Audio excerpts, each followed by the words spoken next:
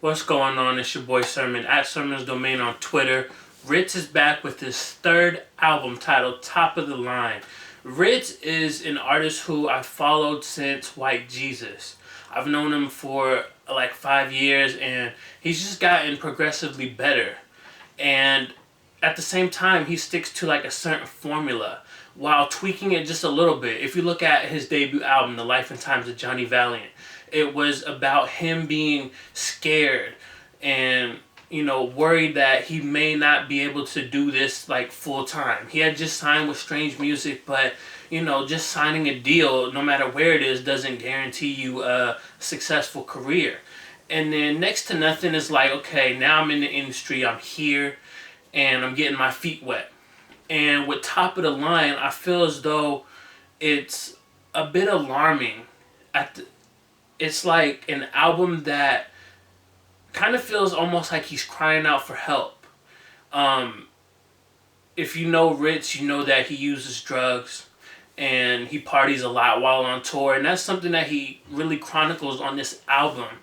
And it gets a little bit scary to like listen to it because it goes to that like debate about art versus real life.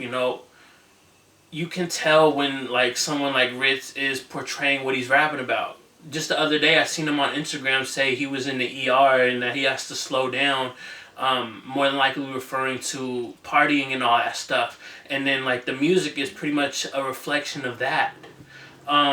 There's a song on the album titled Just Say No, which is the tale of him talking about being on Yellow Wolf's tour, I believe it was last year, and how he was just going way too hard. He was partying way too much. He was, in hospitals here and there, and he hurt his knee. So it was one of those records where you're just like, damn, like this is actually happening to someone. And it's crazy because he's aware that he's in this, in this cycle. Like he makes it known that he knows what he's doing. But it's hard to change, and I think change has to happen when you feel it's necessary. Like I think Rittz is someone who looks at like what his life is, and in a sense of that, he uses that to get his music across. And if he were to go completely sober or at least slow down, it's like, how does that affect the music? I'm sure that's a thought going through his mind, and that's a thought going through like all the fans' mind. What happens when you get sober? We've seen some artists who get sober and their music kind of regresses, but then there's like the case of like a Royce the 5'9" who just put out one of his best albums, and he's been sober for like I think 3 or 4 years now, at least two. But I don't know, and that's pretty much all I want to discuss about that section. I think the album is a little long. It's 25 songs, and minus the skits, there's 22 songs. Or excuse me, there's 2 skits, and then there's the Strange Music tag, which gets its own proper, track. And I think Rittz could have slimmed it down. Not to say that there's really any filler material. The only song that I really wasn't into was Diamonds and Gold. But aside from that, a lot of the music is good, and he could have easily taken 6 to 8 songs off and then released an EP like towards the end of the year. I don't know. And I'm sure there's gonna be someone that's like, what? How can you be mad at more music? I don't know. As someone who listens to a lot of music, it's just exhausting every week to go through an album that's 20 plus songs, and by that means there's no way that you could appreciate every song on the album. I'm sure there's maybe 1 or 2 double disc CDs in hip hop history that are flawless. I think Life After Death might be one of them. And other than that, it's like there's always going to be songs that get underappreciated or skipped, or other people will be like, yeah, this is filler material right here. He could have slimmed this down. And that's my main issue with the album. Aside from that, it's a really good body of work. I love Nostalgia, which ends the regular edition of the album, because it's a letter to his daughter. He sings on the hook. He's like, looking in my rear view, wishing I was near you. And then he kind of in the verses, recalls different incidents with his daughter, like her hurting herself and him, being a dad. And, in the second verse, he talks about sitting down with her, to really explain, like, I'm going to be out on the road. This is what I'm going to do. I'm trying to be, a rapper, things of that nature. And it's a really beautiful song.